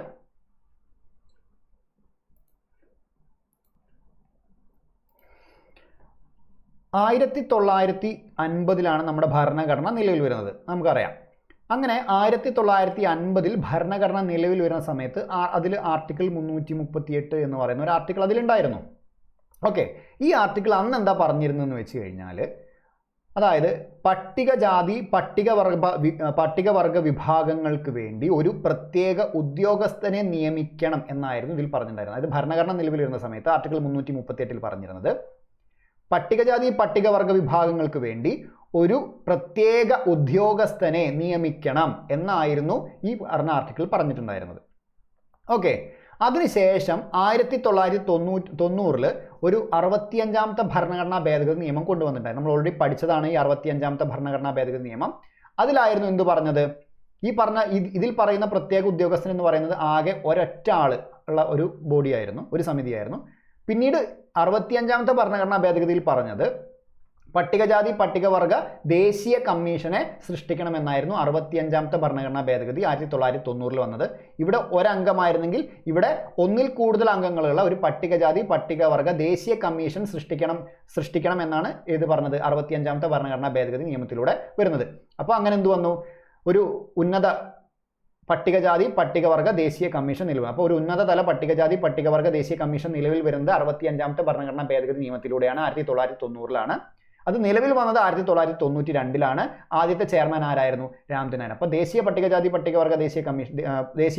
പട്ടികവർഗ കമ്മീഷന്റെ ആദ്യത്തെ ചെയർമാൻ ആരായിരുന്നു വെച്ചാൽ ആരാണ്? രാംധനാണ്. ഓക്കെ, അത് നിലവിൽ വന്നത് 1992 പിന്നീട് അതിനുശേഷം വന്ന ഒരു ഭേദഗതിയാണ് ഇത് 89ാമത്തെ ഭരണഘടനാ ഭേദഗതി. 2003 89ാമത്തെ ഭരണഘടന നമ്മൾ പഠിച്ചു കഴിഞ്ഞതാണ്. ഈ പറയുന്നത് എന്തായിരുന്നു? ഒറ്റയ്ക്കായിരുന്നു ദേശീയ കമ്മീഷൻ, പട്ടികജാതി പട്ടികവർഗ ദേശീയ കമ്മീഷൻ എന്ന് പറഞ്ഞാൽ ഒറ്റ കമ്മീഷനായിരുന്നു. അതിനെ രണ്ടായിട്ട് അങ്ങനെ വിഭജിച്ചു. എന്നിട്ട് എന്താക്കി മാറ്റി? ദേശീയ പട്ടികജാതി കമ്മീഷൻ എന്നും ദേശീയ പട്ടികവർഗ കമ്മീഷൻ എന്ന 2 കമ്മീഷനാക്കി മാറ്റി. അതിലൂടെ കൊണ്ടുവന്നതാണ് 338A എന്ന് പറയുന്ന ആർട്ടിക്കിൾ. ഓക്കെ, ആദ്യം 338 എന്തായിരുന്നു? 65ാമത്തെ ഭരണഘടനാ ഭേദഗതി പ്രകാരം 338 ദേശീയ പട്ടികജാതി പട്ടികവർഗ കമ്മീഷൻ എന്നായിരുന്നു ഉണ്ടായിരുന്നത്. അപ്പോൾ ഈ 338 ഭേദഗതി ചെയ്തിട്ട് അതങ്ങ് മുറിച്ചു, 2 കമ്മീഷനെ മുറിച്ചിട്ട് ഇവിടെ ആരെ മാത്രമാക്കി? ദേശീയ പട്ടികജാതി കമ്മീഷൻ എന്ന് മാത്രമാക്കി. എന്നിട്ട് പുതിയ ആർട്ടിക്കിൾ A കൊണ്ടുവന്നിട്ട് അതിൽ ദേശീയ പട്ടികവർഗ കമ്മീഷനെ കൊണ്ടിരുത്തി. ഓക്കെ, അപ്പോൾ ആ 2 ആർട്ടിക്കിളും പഠിച്ചു വയ്ക്കുക. 338 ഭേദഗതി വരുത്തി 338A എന്ന് പറഞ്ഞാൽ പുതിയ സാധനം കൊണ്ടുവന്നു. അത് ഇതിലൂടെയാണ് ഈ പറഞ്ഞ 89-ലൂടെയാണ്. അങ്ങനെ 338-ലാണ് നിലവിൽ എന്ത് പറയുന്നത്, ദേശീയ പട്ടികജാതി കമ്മീഷനെ കുറിച്ച് പറയുന്നത്. 338A-ലാണ് ദേശീയ പട്ടികവർഗ കമ്മീഷനെ പറയുന്നത്. ഓക്കെ, അപ്പോൾ ഇത്രയും കാര്യങ്ങളാണ് ദേശീയ പട്ടികജാതി പട്ടികവർഗ കമ്മീഷനെ കുറിച്ച് നിങ്ങൾ ജസ്റ്റ് ഒന്ന് ആലോചിച്ച് വെക്കേണ്ട. ഇത്രയും കാര്യങ്ങളൊന്ന് ആലോചിച്ച് വെക്കുക. ഇനി അടുത്ത് നമുക്ക് പിന്നാക്ക വിഭാഗ കമ്മീഷൻ്റെ ഒരു കാര്യം കൂടെ ഒന്ന് പറയാം. ഓക്കെ, നമ്മൾ മുന്നേ പഠിച്ചിട്ടുണ്ടായിരുന്നു മണ്ഡൽ കമ്മീഷനെ കുറിച്ചൊക്കെ ഞാനൊരു ക്ലാസ്സിൽ പറഞ്ഞിട്ടുണ്ടായിരുന്നു. മണ്ഡൽ കമ്മീഷൻ വന്നു, അതിൻ്റെ റിപ്പോർട്ട് സമർപ്പിച്ചു, അതിൻ്റെ കാര്യങ്ങളൊക്കെ നടപ്പിലാക്കിയപ്പോൾ സുപ്രീം കോടതിയിൽ ഒരു കേസ് പോയി. അതിനെ മണ്ഡൽ കേസ് എന്നറിയപ്പെടുന്നു, അല്ലെങ്കിൽ ഇന്ദിരാ ഷോണി കേസ് എന്നൊക്കെ അറിയപ്പെടുന്നു എന്നൊക്കെ നമ്മൾ മൗലിക അവകാശങ്ങളൊക്കെ പഠിച്ചപ്പോൾ പറഞ്ഞിട്ടുണ്ടായിരുന്നു. ഓക്കെ, അപ്പോൾ ഈ കേസ് ഒന്ന് ജസ്റ്റ് ആലോചിച്ച് നോക്കിയാൽ, മണ്ഡൽ കേസ് അഥവാ Indira Shoni case, Indira Shoni versus union of India case എന്ന് പറയുന്ന ഒരു കേസ് ഉണ്ടായിരുന്നു. ആ കേസിൽ എന്താണെന്ന് വെച്ച് കഴിഞ്ഞാൽ സുപ്രീം കോടതി പറഞ്ഞിട്ടുണ്ടായിരുന്നു, ആ ഇന്ദിരാ ഷോണി കേസിൽ സുപ്രീം കോടതിയുടെ ഉത്തരവ് എന്തായിരുന്നു വെച്ച് കഴിഞ്ഞാൽ, ഒരു സ്ഥിരം സ്റ്റാറ്റ്യൂട്ടറി ബോഡി രൂപീകരിക്കാൻ, അതായത് പിന്നാക്ക വിഭാഗങ്ങൾക്ക് വേണ്ടി ഒരു സ്ഥിരം സ്റ്റാറ്റ്യൂട്ടറി ബോഡി രൂപീകരിക്കണമെന്ന് കേന്ദ്ര സർക്കാരിനോട് നിർദ്ദേശിച്ചതായിരുന്നു ആര്, സുപ്രീം കോടതി, ഈ പറയുന്ന ഇന്ദിരാ ഷോണി കേസിൽ. 1992-ലായിരുന്നു ആ കേസ് വന്നിട്ടുണ്ടായിരുന്നത്. അപ്പോൾ സ്റ്റാറ്റ്യൂട്ടറി ബോഡി നമ്മൾ നേരത്തെ പറഞ്ഞു എന്താണ്, പാർലമെന്റ് നിയമം വഴി സൃഷ്ടിക്കുന്ന ഒരു സ്ഥാപനത്തെയാണ് നമ്മൾ സ്റ്റാറ്റ്യൂട്ടറി സ്ഥാപനം എന്ന് വിളിക്കുന്നത്. ഓക്കെ, അപ്പോൾ സുപ്രീം കോടതി പറഞ്ഞു പാർലമെന്റ് എന്ത് വേണം, നിയമം വഴി ഒരു സ്ഥിരം പിന്നാക്ക വിഭാഗ കമ്മീഷനെ രൂപീകരിക്കണമെന്ന് പറഞ്ഞിട്ടുണ്ടായിരുന്നു. അത് പ്രകാരം 1993-ൽ എന്ത് ചെയ്തു, പാർലമെന്റ് നിയമം വഴി ഒരു ദേശീയ പിന്നാക്ക വിഭാഗ കമ്മീഷനെ രൂപീകരിച്ചു. ഏതായിരുന്നു നിയമം, ദേശീയ പിന്നാക്ക വിഭാഗ കമ്മീഷൻ നിയമം 1993-ലൂടെയാണ് എന്ത് ചെയ്തത്, ദേശീയ പിന്നാക്ക വിഭാഗ കമ്മീഷനെ പാർലമെന്റ് രൂപീകരിക്കുന്നത്. അതെന്താണ്, അന്നൊരു സ്റ്റാറ്റ്യൂട്ടറി ബോഡിയാണ്. ഓക്കെ, അതന്നൊരു സ്റ്റാറ്റ്യൂട്ടറി ബോഡിയാണെന്ന് മനസ്സിലാക്കി വയ്ക്കുക. അതിനുശേഷം ഇതിന് ഭരണഘടനാ പദവി ലഭിക്കുന്നത് 102ാമത്തെ ഭരണഘടനാ ഭേദഗതി നിയമത്തിലൂടെ, 2018-ലെ 102ാം ഭരണഘടനാ ഭേദഗതി നിയമത്തിലൂടെ ഈ പറയുന്ന സ്റ്റാറ്റ്യൂട്ടറി ബോഡിക്ക് എന്ത് സംഭവിച്ചു, ഒരു ഭരണഘടനാ പദവി ലഭിച്ചു. അങ്ങനെ ഇപ്പം നിലവിൽ എന്താണ്, ദേശീയ പിന്നാക്ക വിഭാഗ കമ്മീഷൻ എന്ന് പറയുന്നത് ഒരു ഭരണഘടനാ സ്ഥാപനമായി. ഏത് ആർട്ടിക്കിളാണ് ഈ പറയുന്ന ഭേദഗതിയിലൂടെ കൊണ്ടുവന്നത്, 338B. 338 നമ്മൾ പറഞ്ഞു, എ പറഞ്ഞു, അടുത്ത ബി. ഇതാ 338Bയിലാണ് ദേശീയ പിന്നാക്ക വിഭാഗ കമ്മീഷനെ കുറിച്ച് പറയുന്നത്. ഓക്കെ, അപ്പോൾ ഇത്തരം കാര്യങ്ങളൊന്ന് ആലോചിച്ച് വെക്കുക. ഇനി നമ്മൾ പറയാൻ പോകുന്ന കാര്യങ്ങൾ ഇത് കമ്പയർ ചെയ്ത് പഠിക്കുമ്പോൾ വളരെ ഇമ്പോർട്ടൻ്റ് ആയിട്ട് നമുക്ക് പെട്ടെന്ന് പഠിക്കാൻ പറ്റുന്ന രീതിയിലാണ് ഞാൻ ടേബിൾ കൊടുത്തിട്ടുള്ളത്. അപ്പോൾ ദേശീയ പട്ടികജാതി കമ്മീഷൻ, ദേശീയ പട്ടികവർഗ കമ്മീഷൻ ഇവിടെ കൊടുത്തിട്ടുണ്ട്, ദേശീയ പിന്നാക്ക വിഭാഗ കമ്മീഷനെ കുറിച്ച് ഇവിടെ കൊടുത്തിട്ടുണ്ട്. ഓക്കെ, അപ്പോൾ ഇവ രണ്ടും 2004 ഫെബ്രുവരി 19-നാണ് നിലവിൽ വരുന്നത്. ഫെബ്രുവരി 19. ഇത് 1993 ഓഗസ്റ്റ് 14 നിലവിൽ വന്നു. ജസ്റ്റ് ഡേറ്റ് ഈ വർഷം ഒന്ന് ആലോചിച്ച് വയ്ക്കുക, ഡേറ്റ് പറ്റുകയാണെങ്കിൽ ആലോചിച്ച് വയ്ക്കുക. ഇനി ഈ 3 5 അംഗങ്ങൾ തന്നെയാണുള്ളത്. 5 അംഗങ്ങൾ എന്ന് പറയുമ്പോൾ ചെയർപേഴ്സൺ, വൈസ് ചെയർപേഴ്സൺ 3 അംഗങ്ങൾ. ഇവിടെ 3-ലും അങ്ങനെ തന്നെയാണ്, ചെയർപേഴ്സൺ, വൈസ് ചെയർപേഴ്സൺ 3 അംഗങ്ങൾ. ഓക്കെ, സെയിം ആണ്. നിയമിക്കുന്ന രാഷ്ട്രപതി തന്നെയാണ്, 3ഉം സെയിം ആണ്. കാലാവധി 3 വർഷം തന്നെയാണ്. ഇനി അംഗങ്ങളുടെ സേവന വ്യവസ്ഥകളും മറ്റും എല്ലാം നിർണ്ണയിക്കുന്നത് രാഷ്ട്രപതി തന്നെയാണ്, അത് 3 സെയിം ആണ്. ഇനി ഇത് രണ്ടും ആസ്ഥാനം സെയിം ആണ്, 3ഉം ന്യൂഡൽഹിയിൽ തന്നെയാണ്. പക്ഷേ ഇവിടെ രണ്ടും ന്യൂഡൽഹിയിലെ ലോക് നായക് ഭവനാണ്. ഏത് നാഷണൽ പട്ടികജാതി പട്ടികവർഗ കമ്മീഷൻ്റെ ലോക് നായക്കാണ്. ഇവിടെ ന്യൂഡൽഹി മാത്രമാണെന്നേ പറയുന്നുള്ളൂ. ഇനി ദേശീയ പട്ടികജാതി കമ്മീഷൻ്റെ ആദ്യത്തെ ചെയർപേഴ്സൺ എന്ന് പറയുന്നത് സൂരജ് മാൻ ആണ്. ഓക്കെ, സൂരജ് മാൻ എന്ന് പറയുന്ന വ്യക്തിയാണ് 2004 ആദ്യമായിട്ട് ചെയർമാൻ ആവുന്നത്. ഓക്കെ, നിലവിലെ ചെയർപേഴ്സൺ ആരാണ്, കിഷോർ മക്വാനയാണ്. ഇപ്പം നിലവിലുള്ളത് 7ാമത്തെ ചെയർപേഴ്സൺ ആണ്, അത് കിഷോർ മക്വാനയാണെന്ന് ആലോചിച്ച് വയ്ക്കാം. ഇനി ദേശീയ പട്ടിക ഗോത്രവർഗ കമ്മീഷൻ്റെ ആദ്യത്തെ ചെയർപേഴ്സൺ എന്ന് പറയുന്നത് കുൻവർ സിംഗ് ആണ്. 2004 കുൻവർ സിംഗ് ആണ് ആദ്യമായിട്ട് ചെയർപേഴ്സൺ ആവുന്നത്. 2ാമത്തെ ചെയർപേഴ്സൺ എന്ന് പറയുന്നത് ഊർമിള സിംഗ് ആണ്. ഞാൻ ജസ്റ്റ് ഒരു വനിത ആയതുകൊണ്ടാണ് ഞാൻ ജസ്റ്റ് പേര് കൊടുത്തിട്ടുള്ളത്. ഓക്കെ, അപ്പോൾ 2ാമത്തെ ചെയർപേഴ്സൺ ആരായിരുന്നു, ഊർമിള സിംഗ് ആയിരുന്നു. 2 തവണ കമ്മീഷൻ ചെയർമാൻ ആയ വ്യക്തി ആരാന്ന് വെച്ചാൽ അത് രാമേശ്വർ ഓറോൺ ആണ്. ഓക്കെ, അപ്പോൾ 2 തവണ ദേശീയ പട്ടികവർഗ കമ്മീഷൻ ചെയർമാൻ ആയ വ്യക്തി രാമേശ്വർ ഓറോൺ എന്ന് പറയുന്ന വ്യക്തിയാണ്. ഓക്കെ, പിന്നെ വളരെ ഇമ്പോർട്ടൻ്റ് ആയിട്ട് നിങ്ങൾ മനസ്സിലാക്കേണ്ട ഇതൊരു കറണ്ട് അഫയർ ആയിട്ട് നമുക്ക് ചോദിക്കാവുന്നതാണ്. 2023 രാജിവെച്ച പട്ടിക വർഗ കമ്മീഷന്റെ ചെയർമാൻ ആരാന്ന് വെച്ചാൽ 6ാമത്തെ ചെയർമാൻ ആയിരുന്നു, അത് ഹർഷ് ചൗഹാൻ ആണ്. ഓക്കെ, അപ്പോൾ ഇദ്ദേഹം രാജിവെച്ചു എന്ന് ആലോചിച്ച് വയ്ക്കുക. ഇപ്പം നിലവിൽ വെബ്സൈറ്റിൽ നോക്കിക്കഴിഞ്ഞാൽ ഇപ്പം നിലവിലെ കമ്മീഷൻ ചെയർമാൻ ആരാന്ന് വ്യക്തമായിട്ട് നൽകിയിട്ടില്ല. പക്ഷേ ഈ ഒരു പേര് നിങ്ങളൊന്ന് ആലോചിച്ച് വെച്ചോ, അന്താർ സിംഗ് ആര്യ എന്ന് പറയുന്ന പേരൊന്ന് ആലോചിച്ച് വയ്ക്കുക. കറക്റ്റ് വെബ്സൈറ്റുകളിലോ സൈറ്റുകളോ നമുക്ക് കാണുന്നില്ല ഒരു പേര്, പക്ഷേ ഇതാണ് ജസ്റ്റ് നിങ്ങളൊന്ന് ആലോചിച്ച് വെക്കേണ്ട 7ാമത്തെ അന്താർ സിംഗ് ആര്യ എന്ന് പറയുന്നത്. പക്ഷേ അതിലും ഇമ്പോർട്ടൻ്റ് എന്ന് പറയുന്നത് ഈ രാജിവെച്ച ചെയർമാൻ ആരായിരിക്കും എന്ന് ചോദിക്കാനാണ് ചാൻസ്, അത് ഹർഷ് ചൗഹാൻ ആണ്. ഇനി പിന്നാക്ക വിഭാഗ കമ്മീഷൻ എടുത്തു കഴിഞ്ഞാൽ 1993 ഈ കമ്മീഷൻ ആരംഭിച്ചതെന്ന് പറഞ്ഞു. അതിൻ്റെ ആദ്യത്തെ ചെയർമാൻ RN പ്രസാദ് ആയിരുന്നു. പിന്നെ ഭരണഘടനാ പദവി ലഭിക്കുന്നത് നമ്മൾ പറഞ്ഞു. അങ്ങനെ ഭരണഘടനാ പദവി ലഭിച്ചതിന് ശേഷമുള്ള ആദ്യത്തെ ചെയർമാൻ ആരാന്ന് വെച്ചാൽ അത് 8ാമത്തെ ചെയർമാനാണ്. പുള്ളിയുടെ പേര് ഭഗവാൻ ലാൽ സാനി എന്നാണ്, നിങ്ങൾ കേട്ടിട്ടുണ്ടാവും. ഇനി നിലവിലെ ചെയർപേഴ്സൺ ആരാന്ന് വെച്ചാൽ ഹൻസ് രാജ് ഗംഗാറാം അഹിറാണ്. അപ്പോൾ വളരെ ഇമ്പോർട്ടൻ്റ് ആണ്. നിലവിലെ നമ്മുടെ പിന്നാക്ക വിഭാഗ കമ്മീഷൻ, ദേശീയ കമ്മീഷന്റെ ചെയർമാൻ എന്ന് പറയുന്നത് ഹൻസ് രാജ് ഗംഗാറാം അഹിറാണ്. ഓക്കെ, അപ്പോൾ അത്രയും കാര്യങ്ങൾ ആലോചിച്ച് വയ്ക്കുക. റിപ്പോർട്ട് സമർപ്പിക്കുന്നത് 3 ആൾക്കാരും ആർക്കാണ്? രാഷ്ട്രപതിക്കാണ്. രാഷ്ട്രപതി എന്നിട്ട് അത് എന്ത് ചെയ്യും? ഈ പറയുന്ന റിപ്പോർട്ട് നമ്മുടെ പാർലമെന്റിന്റെ ഇരുസഭകൾക്ക് മുമ്പാകെ സമർപ്പിക്കുന്നതാണ്. ഓക്കെ, അപ്പോൾ വളരെ ഇമ്പോർട്ടൻ്റ് ആയിട്ടൊന്ന് ആലോചിച്ച് വയ്ക്കുക. ഇനി പറയാൻ പോകുന്ന ചുമതലകൾ ഏറെക്കുറെ സെയിം തന്നെയാണ്. ഇവിടെയാണ് ഈ പട്ടികജാതിക്കാർക്കാണെങ്കിൽ ഈ നമ്മൾ വർഗത്തിന് പഠിക്കുമ്പോൾ പട്ടികവർഗ്ഗക്കാർക്ക് ബാക്കി ചുമതലകളൊക്കെ സെയിം ആണ് കേട്ടോ. നോക്കിയേ, പട്ടികജാതിക്കാർക്കുള്ള പരിരക്ഷകൾ സംബന്ധിച്ച കാര്യങ്ങൾ അന്വേഷിക്കുകയും നിരീക്ഷിക്കുകയും വിലയിരുത്തുകയും ചെയ്യുന്നു. അവരുടെ അവകാശങ്ങളും പരിരക്ഷകളും ഇല്ലാതാക്കുന്ന പരാതികൾ അന്വേഷിക്കുന്നു. നിങ്ങൾക്ക് വായിച്ചാൽ മനസ്സിലാവുന്ന കാര്യങ്ങളുള്ളൂ. അവരുടെ സാമൂഹിക സാമ്പത്തിക വികസനത്തിൻ്റെ ആസൂത്രണ പ്രക്രിയയിൽ പങ്കെടുക്കുകയും വേണ്ട ഉപദേശങ്ങൾ നൽകുകയും ചെയ്യുന്നു. അവരുടെ വികസനത്തിൻ്റെ പുരോഗതി വിലയിരുത്തുന്നു. ഇത്രയും കാര്യങ്ങൾ ഈ പറയുന്ന പുരോഗതി വിലയിരുത്തുന്നു എന്ന് പറയുന്ന ഈ ആദ്യത്തെ 4 പോയിന്റ് ഈ പറയുന്ന ദേശീയ പട്ടികവർഗ്ഗ കമ്മീഷനും സെയിം തന്നെയാണ്. വ്യത്യാസം വരുന്നത് അവിടെ പട്ടികജാതിയാണെങ്കിൽ ഇവിടെ പട്ടികവർഗ്ഗം എന്ന് പറയുന്നുള്ളൂ. ആ ഒരൊറ്റ വ്യത്യാസമുള്ളൂ. ബാക്കി എക്സ്ട്രാ ആയിട്ട് വരുന്ന കുറച്ച് കാര്യങ്ങളാണ്. എന്ത്? വനമേഖലയിൽ താമസിക്കുന്ന പട്ടിക ഗോത്രവർഗ്ഗക്കാർക്ക് ചെറുകിട വനോൽപ്പന്നങ്ങളുടെ ഉടമസ്ഥാവകാശം നൽകുന്നതിനുള്ള നടപടികൾ കൈക്കൊള്ളുക. അതേപോലെ ധാതു വിഭവങ്ങൾ, ജലസ്രോതസ്സുകൾ, അത്തരം കാര്യങ്ങളൊക്കെ അവരുടെ അവകാശങ്ങൾ സംരക്ഷിക്കുക. അതുപോലെ 96 പഞ്ചായത്ത് ഷെഡ്യൂൾ ഏരിയയിലേക്കുള്ള വിപുലീകരണം എന്ന് പറയുന്ന നിയമത്തിലെ വ്യവസ്ഥകൾ പൂർണ്ണമായി നടപ്പാക്കാൻ വേണ്ടിയുള്ള നടപടികൾ സ്വീകരിക്കുക. അതേപോലെ വനസംരക്ഷണം, സാമൂഹിക വനവൽക്കരണം, ഗോത്ര സമൂഹങ്ങളുടെ പരമാവധി അതിനൊക്കെ വേണ്ടി ഗോത്ര സമൂഹങ്ങളുടെ പരമാവധി സഹകരണം വേണം, പങ്കാളിത്തം ഉറപ്പുവരുത്താനുള്ള നടപടികൾ സ്വീകരിക്കുക. ഓക്കെ, അവരുടെ പങ്കാളിത്തം കൂടെ ഉണ്ടെങ്കിൽ കൂടുതൽ നല്ല രീതിയിൽ വനസംരക്ഷണമൊക്കെ നടക്കും എന്നാണ് പറയുന്നത്. ഓക്കെ, അപ്പോൾ ഗോത്രവർഗ്ഗക്കാരെ അവരുടെ ഊരുകളിൽ നിന്ന് ഒഴിപ്പിക്കുന്നത് തടയുവാനും ഒഴിപ്പിക്കപ്പെട്ടവരെ പുനരധിവസിപ്പിക്കാനുമുള്ള നടപടികൾ സ്വീകരിക്കുക. ഗോത്രവർഗ്ഗക്കാരെ തുടർച്ചയായ ദാരിദ്ര്യത്തിലേക്ക് നയിക്കുന്ന അവരുടെ മാറ്റകൃഷി സമ്പ്രദായം കുറയ്ക്കുന്നതിനും പിന്നെ അത് പൂർണ്ണമായി ഇല്ലാതാക്കുന്നതിനും നടപടികൾ സ്വീകരിക്കുക. ഓക്കെ, അപ്പോൾ ഈ പറയുന്ന ചുമതലകളൊക്കെ ഒരു 2 പ്രാവശ്യം വായിച്ചാൽ ഓട്ടോമാറ്റിക്കലി നിങ്ങളുടെ മനസ്സിൽ പതിയുന്നതാണ്. ജസ്റ്റ് ഒരു ഐഡിയ ഉണ്ടാക്കിയാൽ മതി. പിന്നെ ഓപ്ഷനിൽ ഉത്തരം കൊടുത്തിട്ടുണ്ടാവും. ജസ്റ്റ് നമ്മൾ ഐഡന്റിഫൈ ചെയ്താൽ മാത്രം മതി. അല്ലാതെ ഈ പറയുന്ന കാര്യങ്ങളൊന്നും കാണാതെ പഠിച്ച സമയം കളയരുത്. ഓക്കെ, അപ്പോൾ പറയുന്ന കാര്യങ്ങളൊക്കെ ഒരു 3-4 പ്രാവശ്യം വായിക്കുക, ഒരു ഐഡിയ ഉണ്ടാക്കിയെടുക്കുക. പിന്നീട് നമുക്ക് ഓപ്ഷന് കാണുമ്പോൾ മനസ്സിലാവും ഇന്ന കാര്യങ്ങളൊക്കെ ചുമതലകളാണോ അല്ലയോ എന്നുള്ളത്. ആ ഒരു ഐഡന്റിഫിക്കേഷൻ മാത്രം മതി. അത് തിരിച്ചറിയാൻ മാത്രം സാധിച്ചാൽ മതി. അല്ലാതെ കാണാതെ പഠിച്ച് നിങ്ങളുടെ സമയം നശിപ്പിക്കരുത് കേട്ടോ. ഇനി ദേശീയ പിന്നാക്ക വിഭാഗ കമ്മീഷന്റെ കാര്യങ്ങളും അതേപോലെ തന്നെയാണ് ഇവിടെ പറയുന്നത്. പക്ഷേ എന്താണ്? പട്ടികജാതിയല്ല, പട്ടികവർഗ്ഗമല്ല. പറയുന്നത് എന്താണ്? സാമൂഹികവും വിദ്യാഭ്യാസപരവുമായി പിന്നാക്കം നിൽക്കുന്ന വിഭാഗങ്ങളുടെ കാര്യങ്ങളാണ് ഇവിടെ പറയുന്നത്. ബാക്കിയൊക്കെ സെയിം തന്നെയാണ്. ഇനി അധികാരങ്ങൾ എന്ന് പറയുന്നത് ഈ 3 കമ്മീഷന്റെ അധികാരങ്ങൾ ഒരുമിച്ചാണ് ഞാൻ കൊടുത്തിട്ടുള്ളത്. ഓക്കെ, ഞാൻ എടുത്ത് വേറെ പേരുകളൊന്നും പറയുന്നില്ല. ഈ അധികാരങ്ങൾ എന്ന് പറയുന്നത് 3 കമ്മീഷന്റെയും അധികാരങ്ങൾ ഒറ്റയ്ക്കാണ് നമ്മൾ കൊടുത്തിട്ടുള്ളത് കേട്ടോ. അത് സെപ്പറേറ്റ് അല്ല, ഒരുമിച്ചാണ് നമ്മൾ കൊടുത്തിട്ടുള്ളത്. ഓക്കെ, ഈ പറയുന്നതാണ് ഈ 3 കമ്മീഷന്റെ അധികാരങ്ങൾ സെയിം തന്നെയാണ്. അപ്പോൾ കമ്മീഷൻ ഏതെങ്കിലും ഒരു കാര്യം അന്വേഷിക്കുമ്പോഴോ ഏതെങ്കിലും പരാതിയെക്കുറിച്ച് വിചാരണ നടത്തുമ്പോഴോ ഒരു സിവിൽ കോടതിയുടെ എല്ലാ അധികാരങ്ങളും ഉണ്ടായിരിക്കുന്നതാണെന്ന് മനസ്സിലാക്കുക. ഓക്കെ, അപ്പോൾ ഒരു കോടതിയുടെ എന്ന് പറയുമ്പോൾ ആരെ വേണമെങ്കിലും രാജ്യത്തിൻ്റെ ഏത് ഭാഗത്തു നിന്നും ആരെയും വിളിച്ചു വരുത്താനും ഹാജരാക്കിക്കാനും അവരെ വിസ്തരിക്കാനൊക്കെ അധികാരമുണ്ട്.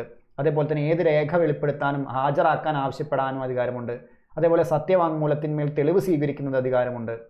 ഏതെങ്കിലും പൊതുരേഖയോ അതിൻ്റെ പകർപ്പോ കോടതിയിൽ നിന്നോ ഓഫീസിൽ നിന്നോ ആവശ്യപ്പെടുന്നതിന് അധികാരമുണ്ട്. അതേപോലെ സാക്ഷികളെ വിസ്തരിക്കുന്നതിനും രേഖകൾ പരിശോധിക്കുന്നതിനും സമൻസ് പുറപ്പെടുവിക്കുന്നതിനൊക്കെ അധികാരമുണ്ട് എന്നൊക്കെ ഒന്ന് മനസ്സിലാക്കി വയ്ക്കുക. ഓക്കെ, അപ്പോൾ ഇത് ക്ലിയർ ആയെന്ന് വിചാരിക്കുന്നു. അപ്പം നമ്മൾ പറഞ്ഞു ഈ പറയുന്ന 3 കമ്മീഷനുകളും റിപ്പോർട്ട് അയച്ചു കൊടുക്കുന്ന ആർക്കാണ്? നമ്മുടെ പ്രസിഡന്റിനാണ് റിപ്പോർട്ട് സമർപ്പിക്കുന്നത്. റിപ്പോർട്ട് പ്രസിഡന്റ് പിന്നെ എന്ത് ചെയ്യും? ഓരോരോ പാർലമെന്റിന്റെ ഇരുസഭകൾക്ക് മുൻപാകെ സമർപ്പിക്കും.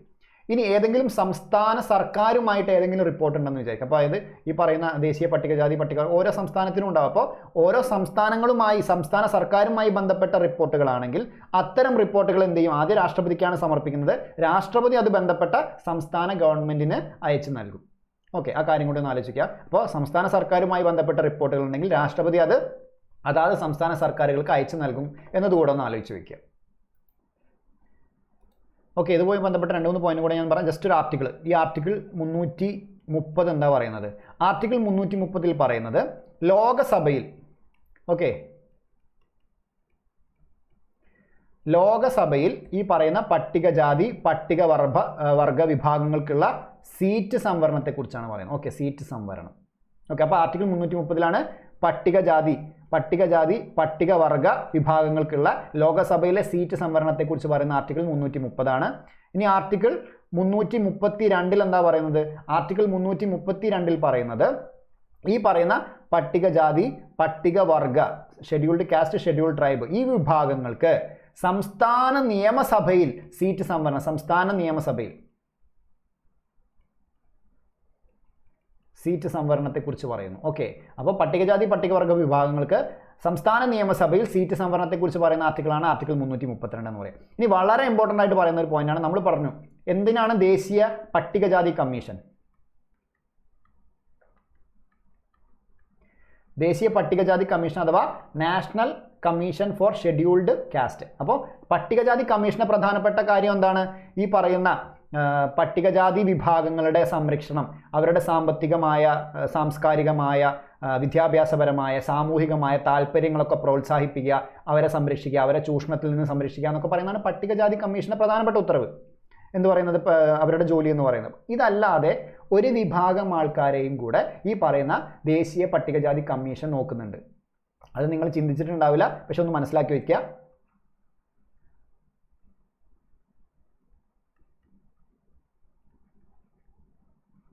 ഓക്കെ, അപ്പോൾ ആംഗ്ലോ ഇന്ത്യൻ വിഭാഗത്തിൽപ്പെട്ട ആളുകൾക്കെതിരെയുള്ള ചൂഷണത്തിനെതിരെയുള്ള സംരക്ഷണങ്ങൾ നൽകുക, അവരുടെ വിദ്യാഭ്യാസം, സാമൂഹികം, സാമ്പത്തികം, സാംസ്കാരികപരമായ താല്പര്യങ്ങൾ പ്രോത്സാഹിപ്പിക്കുക എന്ന് പറയുന്നത് കൂടെ ആരുടെ ജോലിയാണ്? ഈ പറയുന്ന ദേശീയ പട്ടികജാതിയാണ് കേട്ടോ. പട്ടികജാതി കമ്മീഷന്റെ ഉത്തരവാണ്. ഓക്കെ, അവരുടെ ഉത്തരവാദിത്തമാണ്. അപ്പോൾ മനസ്സിലാക്കി വയ്ക്കുക, ദേശീയ പട്ടികജാതി കമ്മീഷന് 2 ഉത്തരവാദിത്തങ്ങളാണുള്ളത്.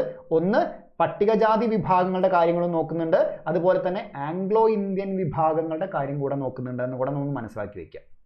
ഓക്കെ, അപ്പോൾ അതുകൂടെ ക്ലിയർ ആയെന്ന് വിചാരിക്കുന്നു. ഇനി നമുക്ക് മുൻവർഷ ചോദ്യങ്ങളൊന്ന് നോക്കാം.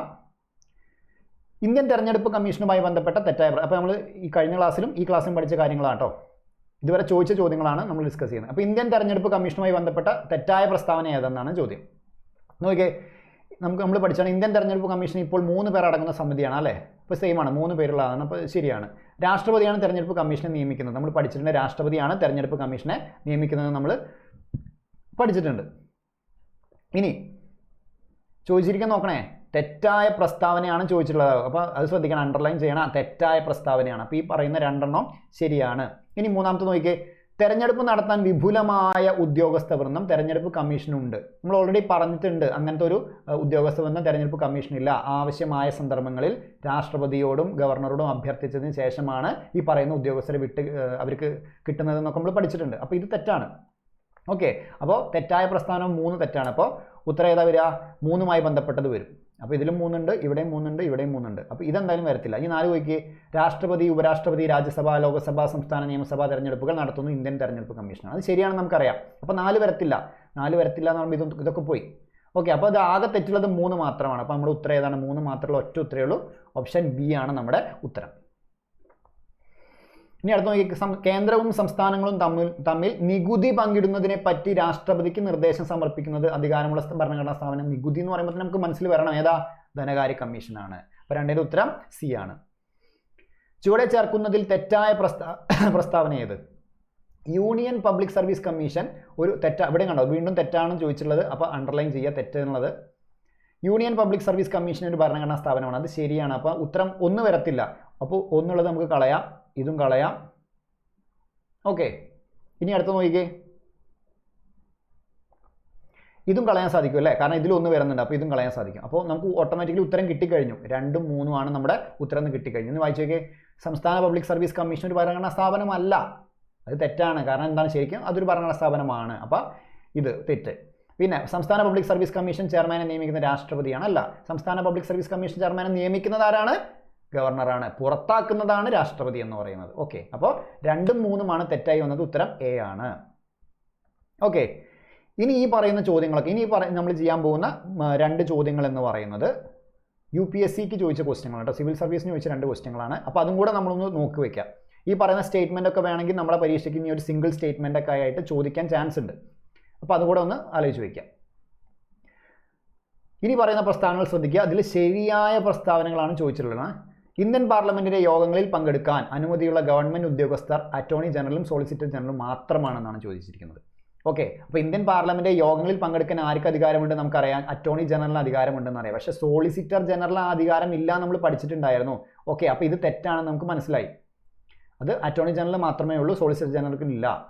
ഇനി ഇന്ത്യൻ ഭരണഘടന അനുസരിച്ച് അറ്റോർണി ജനറലിനെ നിയമിച്ച സർക്കാർ, അതായത് അറ്റോർണി ജനറലിനെ നിയമിച്ച സർക്കാർ രാജിവെക്കുമ്പോൾ അദ്ദേഹം രാജിവെക്കണമെന്ന്. അപ്പോൾ ഇതിൽ പറയുന്ന അറ്റോർണി ജനറലിനെ നിയമിക്കുന്നത് സർക്കാരാണെന്നാണ് പറയുന്നത്. അല്ല, ആരാണ് അറ്റോർണി ജനറലിനെ നിയമിക്കുന്നത്? രാഷ്ട്രപതിയാണ് നിയമിക്കുന്നത്. അതുകൊണ്ട് ഇതും തെറ്റാണ്. അപ്പോൾ നമ്മുടെ ഉത്തരം 1ഉം 2ഉം ശരിയല്ല എന്നതാണ്. ഓക്കെ, ഇനി പറയുന്ന ചോദ്യം നോക്കിക്കേ. ഇനി പറയുന്ന പ്രസ്താവനകൾ പരിഗണിക്കുക. ഇന്ത്യയുടെ അറ്റോർണി ജനറലിന് ലോകസഭയുടെ നടപടിക്രമങ്ങളിൽ പങ്കെടുക്കാൻ സാധിക്കും. ഇന്ത്യയുടെ അറ്റോർണി, ഇതിൽ തന്നിരിക്കുന്നതിൽ പ്രസ്താവന ഏതാണ് ശരി എന്നാണ് ഇവിടെ ചോദിച്ചിട്ടുള്ളത്. ഇന്ത്യയുടെ അറ്റോർണി ജനറലിന് ലോകസഭയുടെ നടപടിക്രമങ്ങളിൽ പങ്കെടുക്കാൻ സാധിക്കും. നമ്മൾ പഠിച്ചിട്ടുണ്ടല്ലോ, ലോകസഭയുടെ നടപടിക്രമങ്ങളിലൊക്കെ പങ്കെടുക്കാൻ, പാർലമെൻറ്റിൻ്റെ ഇരുസഭകളിലും പങ്കെടുക്കാൻ സാധിക്കും നമ്മൾ പഠിച്ചിട്ടുണ്ട്. അപ്പോൾ ഈ ഒന്നാമത്തെ സ്റ്റേറ്റ്മെൻറ്റ് ശരിയാണ്. ഓക്കെ, ഒന്നാമത്തെ സ്റ്റേറ്റ്മെൻറ്റ് ശരിയാണെന്ന് പറയുമ്പോൾ ഏതൊക്കെ വരാം? ഇതിലൊന്നുണ്ട്, അപ്പോൾ ഇതെന്തായാലും വരത്തില്ല. ഇവിടെ ഒന്നുണ്ട്, ഇവിടെ ഒന്നുണ്ട്. അപ്പോൾ A, C, D ഇതിലേതെങ്കിലും വരാം. ഇനി അടുത്ത വായിച്ചാൽ ലോകസഭയിലെ കമ്മിറ്റിയിൽ അംഗമാകാൻ, അതും നമ്മൾ പഠിച്ചിട്ടുണ്ട്. കമ്മിറ്റിയിൽ അംഗമാകാൻ സാധിക്കും. അദ്ദേഹം അംഗമാകുന്ന കമ്മിറ്റിയിൽ അദ്ദേഹത്തിന് പങ്കെടുക്കാനും സംസാരിക്കാനും ഒക്കെ അധികാരമുണ്ട് നമ്മൾ പഠിച്ചിട്ടുണ്ട്. അപ്പോൾ 2 വരാൻ സാധിക്കും. ഓക്കെ, അപ്പോൾ 2 വരും എന്ന് പറയുമ്പോൾ 2 വരുന്നത് ഇത് മാത്രമേ ഉള്ളൂ അല്ലേ? അപ്പോൾ നമുക്ക് ഓൾറെഡി ഉത്തരം കിട്ടിക്കഴിഞ്ഞു. ഇതായിരിക്കും ഉത്തരം വരേണ്ടത്. ഇനി 3 വായിച്ചു നോക്കി. ലോകസഭയിൽ സംസാരിക്കാൻ അദ്ദേഹത്തിന്, ഓക്കെ, ലോകസഭയിൽ അദ്ദേഹത്തിന് സംസാരിക്കാൻ സാധിക്കും. അപ്പോൾ 3ഉം ശരിയാണ്. ലോകസഭയിൽ അദ്ദേഹത്തിന് വോട്ട് ചെയ്യാൻ സാധിക്കുമോ? വോട്ട് ചെയ്യാൻ സാധിക്കത്തില്ല. അദ്ദേഹത്തിന് ലോകസഭയിൽ വോട്ട് ചെയ്യാൻ സാധിക്കില്ല, അത് തെറ്റാണ്. അത് ഓൾറെഡി 4ന്റെ സ്റ്റേറ്റ്മെൻറ്റ് നമ്മൾ വെട്ടിക്കളഞ്ഞിട്ടുണ്ട്. അപ്പോൾ നമ്മുടെ ഉത്തരം ഏതാ വരിക? ലോകസഭയിൽ അദ്ദേഹത്തിന് വോട്ട് ചെയ്യാൻ സാധിക്കില്ല, സംസാരിക്കാനും പങ്കെടുക്കാനൊക്കെ സാധിക്കും. ലോകസഭയിൽ കമ്മിറ്റിയിൽ അംഗമാകാൻ സാധിക്കും, ലോകസഭയുടെ നടപടിക്രമങ്ങളിൽ പങ്കെടുക്കാൻ സാധിക്കും. അപ്പോൾ ഒരിക്കലും അദ്ദേഹം എന്തല്ല, ലോകസഭയിലെ അല്ലെങ്കിൽ രാജ്യസഭയിലെ ഒരു അംഗമല്ല. പക്ഷേ ഈ പറയുന്ന സമ്മേളനങ്ങളൊക്കെ പങ്കെടുക്കാൻ സാധിക്കും, സംസാരിക്കാൻ സാധിക്കും, വോട്ട് ചെയ്യാൻ സാധിക്കും. പക്ഷേ വോട്ട് ചെയ്യാൻ സാധിക്കില്ല, സംസാരിക്കാൻ സാധിക്കും. പക്ഷെ ഒരിക്കലും എന്ത് ചെയ്യാൻ പറ്റില്ല, പാർലമെന്റിന്റെ ഒരു സമ്മേളനങ്ങളും അദ്ദേഹത്തിന് വോട്ട് ചെയ്യാൻ സാധിക്കും. ലോകസഭയിലായാലും രാജ്യസഭയിലായാലും അദ്ദേഹത്തിന് വോട്ട് ചെയ്യാൻ സാധിക്കില്ല. ഓക്കെ, ക്ലിയർ ആയെന്ന് വിചാരിക്കുന്നു. അപ്പോൾ ഉത്തരം ഏതാണ്? 5ന്റെ ഉത്തരം വരുന്നത് C ആണ്. ഓക്കെ, അപ്പോൾ ഇത്രയാണ് നമുക്ക് ഭരണഘടനാ സ്ഥാപനങ്ങളെ കുറിച്ച് പഠിക്കാനുള്ളത്. അപ്പോൾ വളരെ ഇമ്പോർട്ടൻ്റ് ആയിട്ട് ഈ ടോപ്പിക് ഒന്ന് വായിക്കുക. നോട്ട് ചെയ്യാൻ അത്രയും ക്രിസ്പായിട്ടാണ്, നമുക്ക് പഠിക്കാനുള്ള എളുപ്പത്തിലാണ്, ടേബിളൊക്കെ ആയിട്ടാണ് കൊടുത്തിട്ടുള്ളത്. അപ്പോൾ വളരെ ഇമ്പോർട്ടൻ്റ് ആയിട്ട് ഈ ടോപ്പിക് ഒന്ന് പഠിക്കുക. അപ്പോൾ ക്ലാസ് എല്ലാവർക്കും മനസ്സിലായി എന്ന് വിചാരിക്കുന്നു. നിങ്ങളുടെ ഫീഡ്ബാക്ക് അറിയിക്കുക. അപ്പോൾ കൂടുതൽ ക്ലാസ് ആയിട്ട് നമുക്ക് വീണ്ടും കാണാം. സംശയം ഉണ്ടെങ്കിൽ എനിക്ക് പേഴ്സണലി മെസ്സേജ് ചെയ്യാവുന്നതാണ്. അപ്പോൾ എല്ലാവർക്കും താങ്ക് യു. എല്ലാവരും നന്നായിട്ട് വർക്ക് ചെയ്യുക.